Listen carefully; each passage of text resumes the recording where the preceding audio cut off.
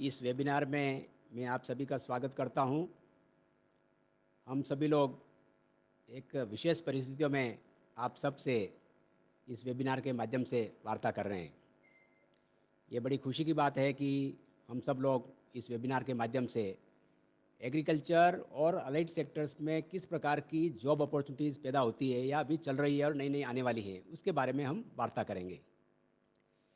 आप जानते हैं कि भारत में एग्रीकल्चर में और अलाइड सेक्टर्स में शामिल करते हुए लगभग पूरे वर्कफोर्स का 54% लोग बाग जो है इसमें लगे हुए हैं रोजगार के हिसाब से।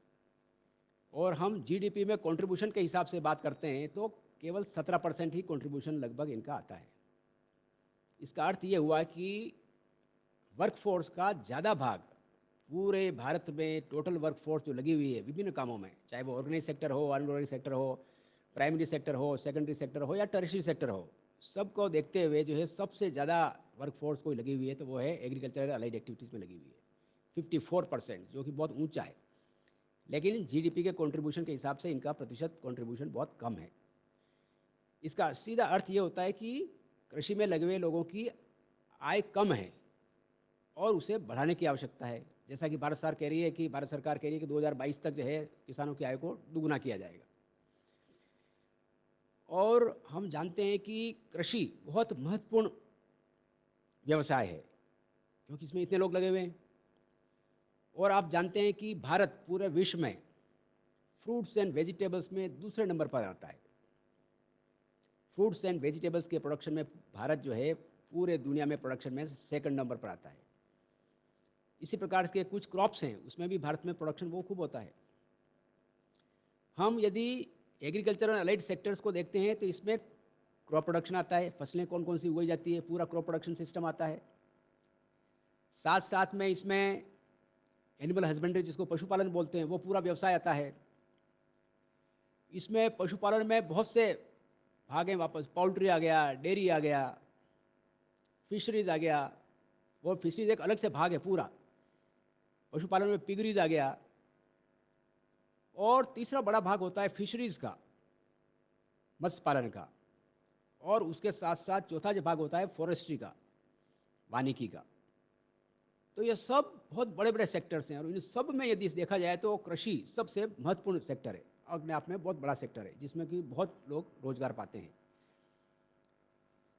अब इस क्षेत्र में आप देखते हैं कि कितने अपॉर्चुनिटीज़ हैं। आप देखते हैं कि कृषि में कोई भी चीज़ पैदा होती है तो बिना पानी के पैदा नहीं होती है। जल सबसे महत्वपूर्ण फैक्टर है। हम यदि इतिहास को देखते हैं तो पूरी सभ्यताएं वहीं पनपी जहाँ पर पानी उपलब्ध था। नदियों के किनारे सभी सभ्यताएं पैदा हुई और पनपी और आगे बढ़ी। और वर्तमान में आप देखते हैं तो गंगा यमुना का प्लेन है, देखो हांगो का प्लेन है चाइना में, मिसिसिपी मिसोरी का प्लेन है आपका यूएसए में, मरे डार्लिंग का प्लेन है ऑस्ट्रेलिया में, पेराना पेरुग्वे रिवर पड़ती है आपकी अर्जेंटीना वगैरह में, नाइल पड़ती है इजिप्ट में। जितने भी नदियां बहती है और इनके जो प्लेन्स हैं, मैदानी भाग है, वहाँ पर सबसे ज़्यादा जनसंख्या रहती है। ये पूरे दुनिया में है क्योंकि पानी उपलब्ध होता है। तो कृषि में सबसे महत्वपूर्ण कारक होता है पानी। और प्रति व्यक्ति पानी की उपलब्धता कम होती जा रही है, न केवल भारत में बल्कि राजस्थान में भी प्रति व्यक्ति पानी की उपलब्धता कम होती जा रही है और घटेगी। जब पानी की उपलब्धता कम होती जा रही है तो उसके कुशलतम उपयोग की बात भी बढ़ती जा रही है। इसलिए आप देखेंगे कि स्प्रिंकलर इरिगेशन, फव्वारा सिंचाई पद्धति, ड्रिप इरिगेशन सिस्टम बढ़ता जा रहा है, पॉली हाउसेज बढ़ते जा रहे हैं, ग्रीन हाउसेज बढ़ते जा रहे हैं, जहाँ पर पानी का कुशलतम उपयोग करने की तकनीकी अपनाई जाती है। ड्रिप इरिगेशन देखो आप, क्रॉप के जो रूट जोन होता है वहीं पे पानी बूंद बूंद ड्रिप इरिगेशन सिस्टम के माध्यम से दिया जाता है। उसके कई फायदे हैं और इसका उपयोग बढ़ रहा है। और राजस्थान के हिसाब से हम देखते हैं तो राजस्थान में इसका महत्व और भी बढ़ जाता है क्योंकि राजस्थान में तो बरसात कम होती है और पश्चिमी राजस्थान में जाएंगे तो बरसात और भी कम हो जाती है। तो यहाँ पर sprinkler irrigation system, drip irrigation system, poly houses, green houses, इनका महत्व बढ़ता रहा है, एरिया बढ़ रहा है इनमें। तो इन सब में काम करने वालों की ज़रूरत पड़ती है। तो इनमें काम करना कौन काम कर सकता है? जो कि एग्रीकल्चर पढ़ा हुआ हो और एग्रीकल्चर में से संबंधित स्किल्स को, हुनर को उसने अच्छी तरह से सीखा हुआ हो। ऐसे व्यक्तियों की ज़रूरत पड़ती है जो कि पॉली हाउसेस बना सकें, डिज़ाइन कर सकें, ग्रीन हाउसेस बना सकें, और ग्रीन हाउसेस में फिर कौन कौन सी क्रॉप्स पैदा की जा सकती है,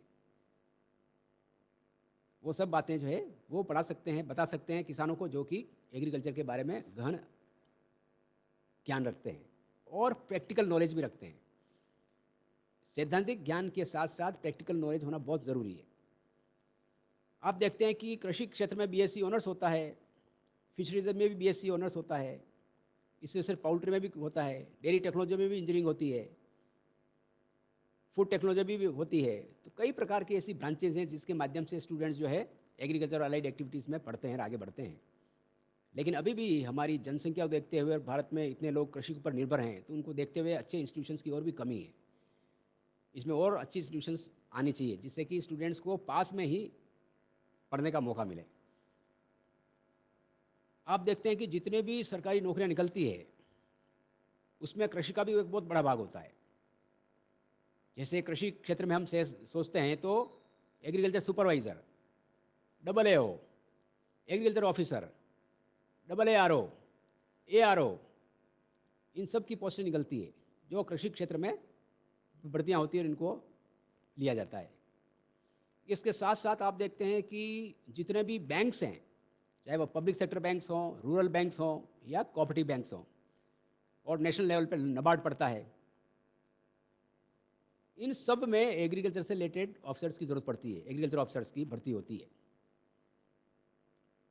इसके साथ साथ आप देखते हैं कि जितने भी टेस्टिंग लेबोरेटरीज हैं, सीड टेस्टिंग लेबोरेटरीज हो गई, पेस्टिसाइड टेस्टिंग लेबोरेटरीज हो गई, फर्टिलाइजर टेस्टिंग लेबोरेटरीज हो गई, सॉइल टेस्टिंग लेबोरेटरीज हो गई, इन सब में टेस्टिंग करने के लिए एग्रीकल्चर ग्रेजुएट्स की ज़रूरत पड़ती है, जो इसमें पीजी कर रखे हों उनकी ज़रूरत पड़ती है। वो सभी लोग इसमें भी जा सकते हैं।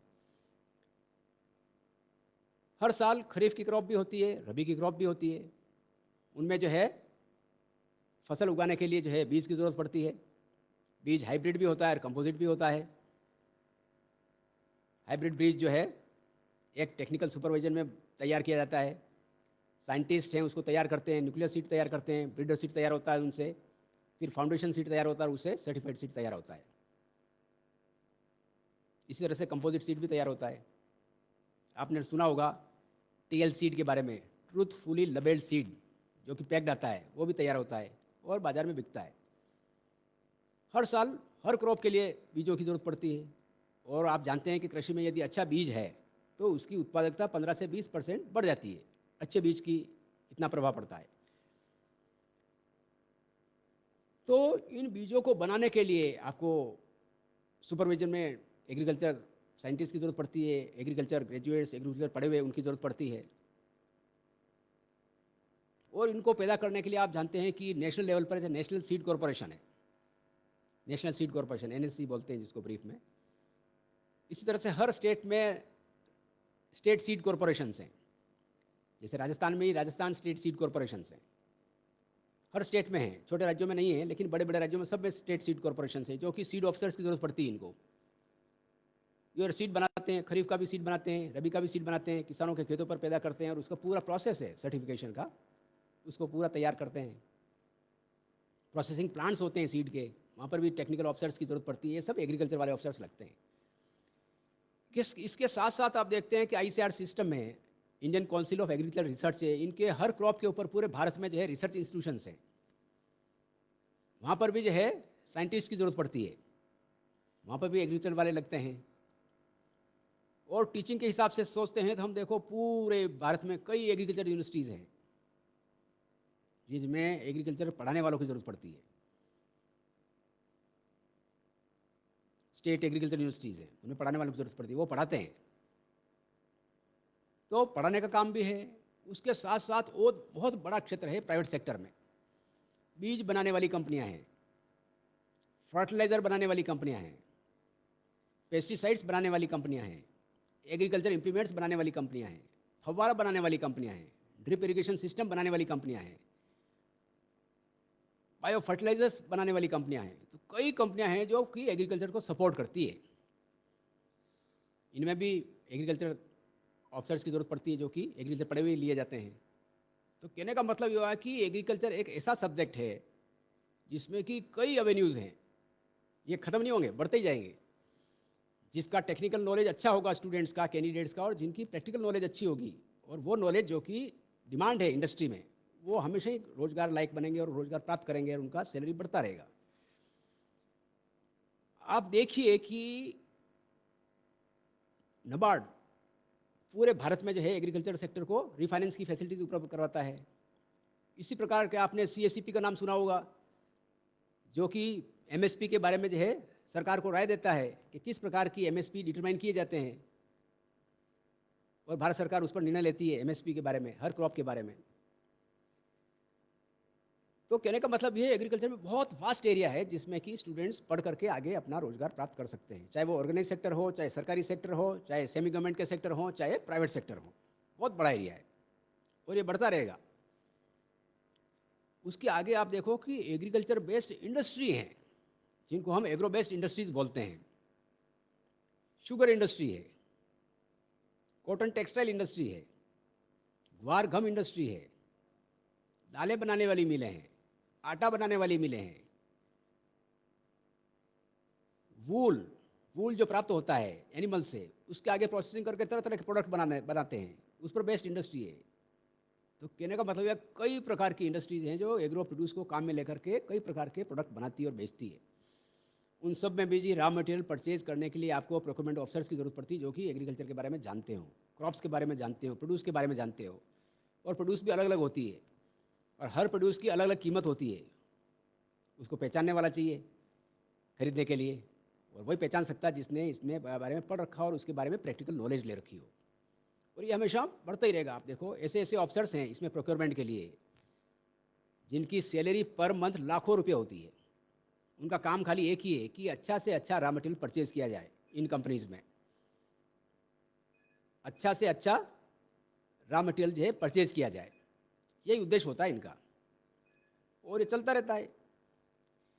इसके साथ साथ आप देखते हैं कि बड़े बड़े उद्योग हैं, उनमें रिसर्च एंड डेवलपमेंट में भी काम होता रहता है। तरह तरह के प्रोडक्ट को उसे आगे कैसे कंज्यूमर के हिसाब से सुधारा जाए, उसमें भी काम चलता रहता है। तो उसको आगे बढ़ाने के लिए आपको एग्रीकल्चर के एक्सपर्ट चाहिए। इसमें वही काम कर सकते हैं जो एग्रीकल्चर के एक्सपर्ट हों, और वो इसमें रोजगार प्राप्त करते हैं। अब हम बात करते हैं जैसे एनिमल हस्बेंड्री की। अब कृषि के साथ साथ एनिमल हस्बेंड्री दोनों साथ साथ चलते हैं। ज़्यादातर किसान भारत में कृषि भी का काम भी करते हैं, क्रॉप्स भी उगाते हैं, और साथ साथ में पशुपालन भी करते हैं। तो दोनों को कम्प्लीमेंट्री के रूप में काम में लेते हैं और उसकी उनकी आय बढ़ती है। और राजस्थान के हिसाब से हम सोचते हैं तो वेस्टर्न राजस्थान में तो पशुपालन मुख्य व्यवसाय है और उनकी आय का बड़ा साधन होता है, जो कि पशुपालन से प्राप्त होता है।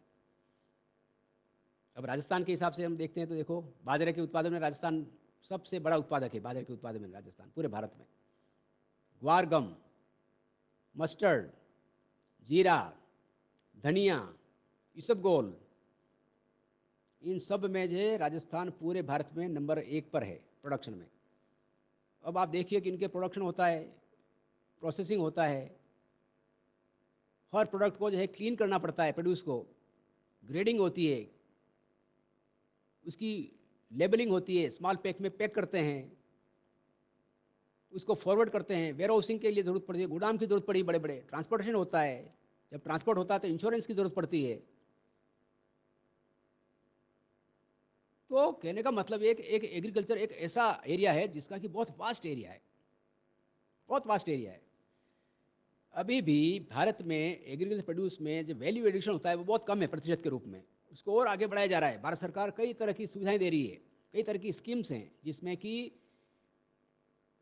एग्रीकल्चर के प्रोड्यूस में कैसे वैल्यू एड किया जाए। जितनी वैल्यू एड की जाती है उसमें उतना ही फार्मर को ज़्यादा फायदा होता है और उसको प्रोडक्ट को ज़्यादा टाइम के लिए अपन रख सकते हैं।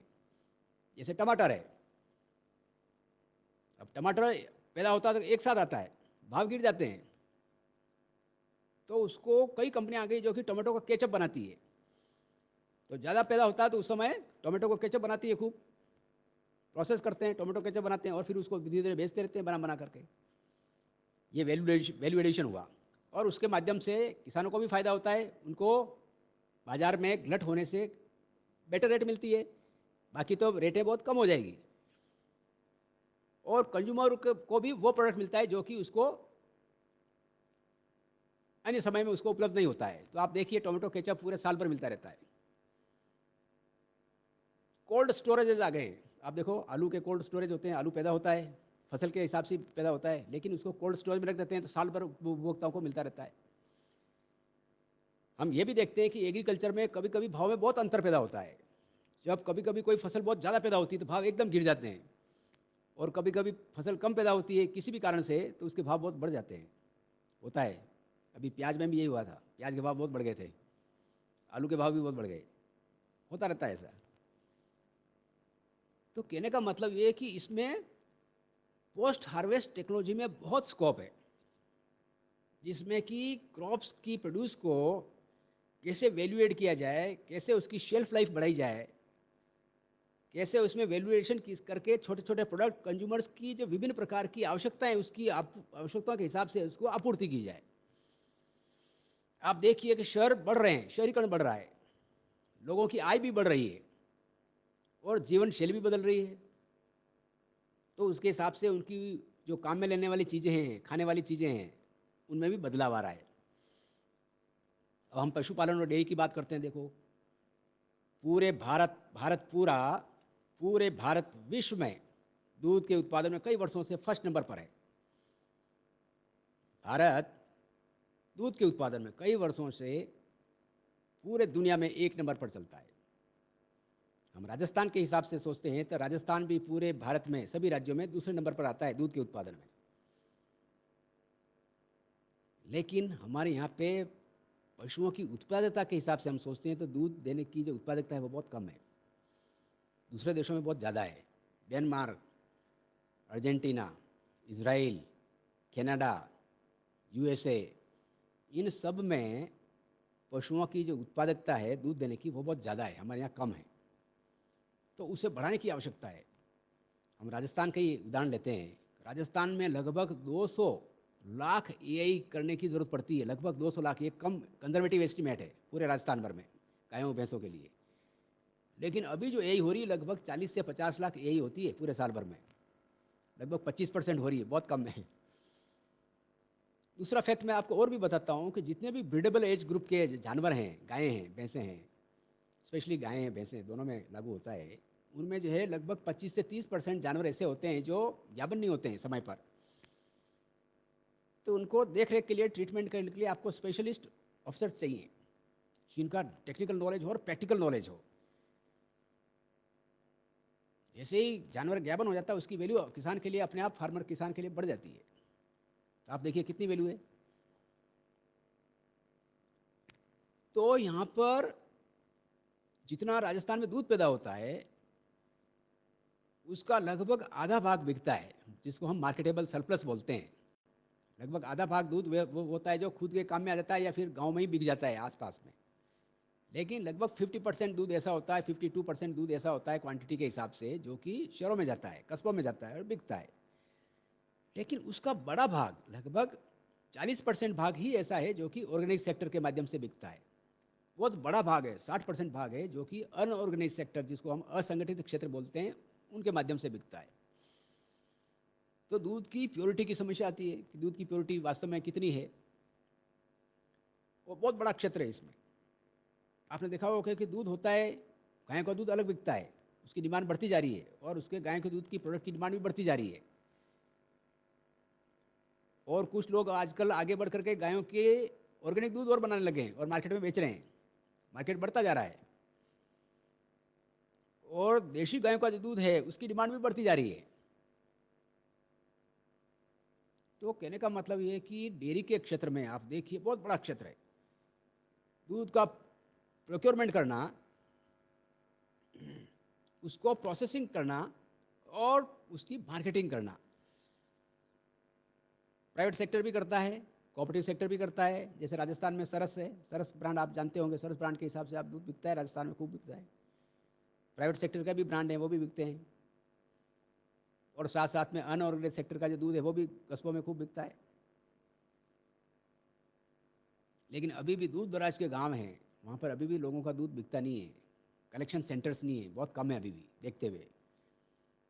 वहाँ पर दूध को कलेक्ट करके उसको प्रोसेस करके और मार्केटिंग करने की विपुल संभावनाएं हैं, जिसमें कि व्यक्ति काम कर सकते हैं, खुद का व्यवसाय चालू कर सकते हैं, और साथ साथ में नए प्लांट जो लग रहे हैं उनमें काम पर लग करके उनको आगे बढ़ा सकते हैं। आप देखिए राजस्थान की एक विशेष परिस्थिति और बहुत बड़ा प्लस पॉइंट है राजस्थान के लिए कि राजस्थान की जो लोकेशन है वो दिल्ली के बहुत पास है। दिल्ली मतलब NCR region, national capital region, बहुत पास है, लगता हुआ है। खाली हरियाणा का बेल्ट आता है बीच में, लेकिन एनसीआर के हिसाब से सोचते हैं तो अलवर भरतपुर भी एनसीआर में आता है। तो उस हिसाब से वहाँ बहुत बड़ी जनसंख्या है, बहुत बड़ा मार्केट है। पूरी दुनिया में सबसे बड़ा मार्केट है तो वो एनसीआर रीजन का है, और राजस्थान के बिल्कुल लगता हुआ है, और उसका बहुत बड़ा फ़ायदा राजस्थान ले सकता है। लेकिन अभी हम इतना फ़ायदा नहीं ले पाए हैं। हमारा दूध वहाँ पर, राजस्थान का दूध बहुत कम बिकता है, नेग्लिजिबल है। लगभग 1 करोड़ लीटर दूध डेली बिकता है एनसीआर रीजन में, 1 करोड़ लीटर दूध डेली बिकता है, लेकिन राजस्थान का हिस्सा बहुत कम है। इसका आशय ये हुआ कि बहुत ह्यूज स्कोप है इंटरप्रेन्योर्स की, जो डेयरी टेक्नोलॉजिस्ट हैं, एग्रीकल्चर वाले काम करने वाले हैं, एनिमल हस्बेंड्री में काम करने वाले हैं, इनको बहुत ह्यूज स्कोप है कि इसको जो है आगे बढ़ा करके मार्केटिंग करें, प्रोसेसिंग करें और आगे बढ़ें। और इसमें पैसा भी है, इनकम भी है। आप देखिए कि एग्रीकल्चर, एनिमल दूध और दूध से कितनी चीज़ें बनती है, और उनकी प्योरिटी, यदि आप दिलवा कस्टमर्स को विश्वास दिलाते हैं प्योरिटी के बारे में, तो बिकने की कोई समस्या नहीं है, और रेट भी ज़्यादा मिलती है। ज़रूरत है विश्वास की, विश्वास की ज़रूरत है कि हम उपभोक्ता को विश्वास दिला पाएँ कि हमारा प्रोडक्ट बिल्कुल विश्वसनीय है, इसमें कोई मिलावट नहीं है। खूब बिकता है, और एनसीआर रीजन पास है, लोगों की इनकम है, ज़्यादा इनकम है तो लोग बाग पैसा खर्च करने के लिए तैयार हैं, लेकिन प्योरिटी होनी चाहिए, समय पर माल लेना चाहिए और कंसिस्टेंट माल मिलना चाहिए। तो कहने का मतलब ये हुआ कि एग्रीकल्चर और अलाइड सेक्टर में, एनिमल हस्बेंड्री, डेयरी, फिशरीज, इसमें बहुत स्कोप है काम करने के लिए, ह्यूज। अभी हमने इसको पूरा एक्सप्लोइट नहीं कर पाए अभी भी, इसलिए किसानों को इन चीज़ों को मतलब प्रोसेस करने के लिए और आगे बढ़ने की ज़रूरत है, और सरकारों को भी इसमें ज़्यादा इन्वेस्टमेंट करने की ज़रूरत है। जितना इन्वेस्टमेंट ज़्यादा कर पाते हैं उतना ही जो है प्रोडक्टिविटी बढ़ती है। आप देखिए पानी, पानी की बहुत कमी है, पानी के बिना कोई फसल पैदा नहीं हो सकती है। आपके पास खाद हो सकता है, बीज हो सकता है, पेस्टिसाइड हो सकता है, ज़मीन हो सकती है ये, लेकिन यदि पानी नहीं तो आप कुछ भी नहीं उगा सकते हो, बिना पानी के कुछ नहीं कर सकते हो। तो पानी के एफिशिएंट यूज़ के बारे में, स्प्रिंकलर इरिगेशन हो, ड्रिप इरिगेशन सिस्टम हो, ग्रीन हाउसेज हों, पॉली हाउसेज हों, इनमें एफिशिएंट यूज़ होता है पानी का ड्रिप इरिगेशन सिस्टम के माध्यम से। तो इसमें काम करने वालों की ज़रूरत है, और वो कौन काम कर सकते हैं? जो कि एग्रीकल्चर को समझते हों। देखो टेक्निकल नॉलेज होना एक चीज़ है, और प्रैक्टिकल नॉलेज होना बहुत ज़रूरी है उसके साथ साथ। यदि आपको प्रैक्टिकल नॉलेज नहीं है, थ्योरी के साथ साथ प्रैक्टिकल नॉलेज नहीं है, तो आप किसान को संतुष्ट नहीं कर सकते हैं, क्योंकि किसान बहुत जानकार है, किसान का अनुभव इतना होता है कि आप थ्योरेटिकल पार्ट बढ़ा करके उसको जो है संतुष्ट नहीं कर सकते हो। उसका जो ट्रेडिशनल नॉलेज है, ट्रेडिशनल विजडम जिसको हम बोलते हैं, फार्मर्स की बहुत मेहनत करते हैं किसान, तरह तरह के एक्सपेरिमेंट करते हैं, और उनके पास इतना रिच ट्रेडिशनल विजडम है कि उसको काम में लेने की ज़रूरत है, और उसको नवीनतम तकनीकी देने की ज़रूरत है। और भारत में स्मॉल फार्मर और मार्जिनल फार्मर की संख्या बहुत ज़्यादा है, तो उन तक नवीनतम तकनीकी जो है उसको पहुंचाने की ज़रूरत है। और पहुंचाते हैं तो वो पहुंचाते हैं जो कि एग्रीकल्चर को जानते हैं, टेक्निकल नॉलेज को जानते हैं, और प्रैक्टिकल नॉलेज को जानते हैं, जो कि जिसकी कि किसान को आवश्यकता है। और जैसे जैसे किसान इसमें फ़ायदा देखता है तो उसमें जुड़ाव बढ़ता है, और किसान पेमेंट भी करता है इसका। और आप जानते हैं कि भारत सरकार की ऐसी कई स्कीम्स हैं जिसके माध्यम से सहायता मिलती है किसानों को। इसी साल बजट में सरकार ने कहा कि हम 10,000 कितने 10,000 फार्मर्स प्रोड्यूसर्स ऑर्गेनाइजेशंस बनाएंगे। तो इसलिए बात आती है कि फार्मर्स को अपनी उपज का रेम्यूनरेटरी प्राइसेस नहीं मिल पाती है, तो अच्छी कीमत दिलाने के लिए सरकार किसानों के संगठन बना रही है। जो किसान पैदा कर रहे हैं वो संगठित हों, और प्रोड्यूसर्स ऑर्गेनाइजेशंस बनाएं, और अपनी प्रोड्यूस को वैल्यू एड करके और ऊंचे कीमतों पर बेचें बाजार में, जिससे कि उनको ज़्यादा फायदा मिले। किसानों की इनकम बढ़ाना बहुत ज़रूरी है। एक तरफ तो किसानों की इनकम बढ़ाना जरूरी है, दूसरी तरफ उपभोक्ताओं को सही कीमत पर, सही दाम पर वो एग्रीकल्चर प्रोड्यूस मिले। आप देखिए कि बाजार में तरह तरह की प्रोडक्ट आते रहते हैं एग्रीकल्चर रिलेटेड, वैल्यू एड हो करके तरह तरह के प्रोडक्ट आते रहते हैं, और ये बढ़ते रहेंगे, कम नहीं होंगे, कम नहीं होंगे, बढ़ते ही रहेंगे। तो इन सब में जब इतने बढ़ रहे हैं, लोगों की इनकम बढ़ रही है, तो निश्चित रूप से जो है लोगों की अपॉर्चुनिटीज़, जॉब अपॉर्चुनिटीज़ बढ़ती जा रही है और बढ़ती रहेगी। तो इसमें हमारा यही निष्कर्ष है कि एग्रीकल्चर और अलाइड सेक्टर्स में जॉब अपॉर्चुनिटीज़ बढ़ती रहेगी। जिसका जितना तकनीकी ज्ञान अच्छा होगा, अच्छा का मतलब जो मार्केट के डिमांड के हिसाब से जो तकनीकी ज्ञान ले रहे हैं कैंडिडेट स्टूडेंट्स, उनकी एम्प्लॉयबिलिटी हमेशा बढ़ती रहेगी। और उसके साथ साथ प्रैक्टिकल नॉलेज, क्योंकि किसान को, बाजार में कंपनियों को, सबको प्रैक्टिकल नॉलेज वाले अधिकारी चाहिए। और वो यदि प्रैक्टिकल नॉलेज है आपके पास, तो देखो आपके पास जॉब की कोई कमी नहीं है, कोई कमी नहीं है। तो हम इस बात को, इसी बात पर हम निष्कर्ष पर पहुंचते हैं कि जॉब अपॉर्चुनिटीज़ के हिसाब से एग्रीकल्चर और अलाइड सेक्टर्स ये मनुष्य की मूलभूत आवश्यकताओं को पूरा करने वाले सेक्टर्स हैं। भोजन, कपड़ा, कई प्रकार के पेय पदार्थ, ये सब जो हमारे एग्रीकल्चर प्रोड्यूस के माध्यम से मिलते हैं, या एनिमल हस्बेंड्री, डेयरी, फिशरीज से मिलते हैं, और इनका सबका बड़ा कंट्रीब्यूशन है और बढ़ता रहेगा। जनसंख्या बढ़ रही है, आवश्यकताएं बढ़ती रहेगी, तो ज़्यादा फूड ग्रेन चाहिए, सब्जियां चाहिए, फ्रूट्स चाहिए, ज़्यादा दूध चाहिए, तो प्रोडक्टिविटी बढ़ाने की आवश्यकता है। और प्रोडक्टिविटी बढ़ाने के लिए हमारे को अच्छे अच्छे एग्रीकल्चर के, एनिमल हस्बेंड्री के, फिशरीज़ के ज़्यादा से ज़्यादा अच्छे वर्कर्स की ज़रूरत है, ऑफिसर्स की ज़रूरत है, डॉक्टर्स की ज़रूरत है, वेटरनरी और डॉक्टर्स की, जो कि रिसर्च करने वालों की ज़रूरत है, जो कि इसको आगे बढ़ाएं और लोगों की तरह तरह की जो आवश्यकता है उनको हम पूरा कर सकें। तो मैं अंत में मेरा परिचय भी दे देता हूँ कि मैं एग्रीकल्चर में डायरेक्टर राजस्थान सरकार रह चुका हूँ, साथ साथ में MD Rajasthan state seed corporation रह चुका हूँ,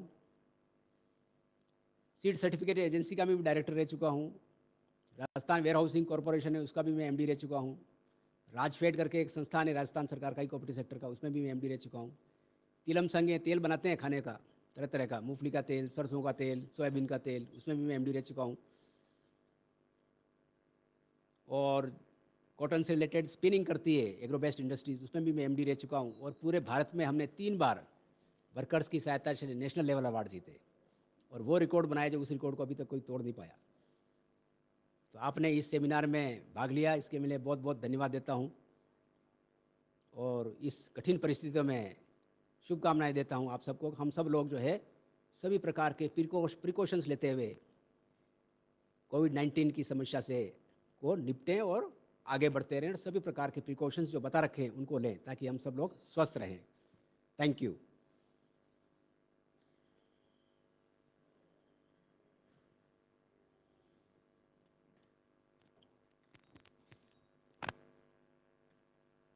बंद कर दें।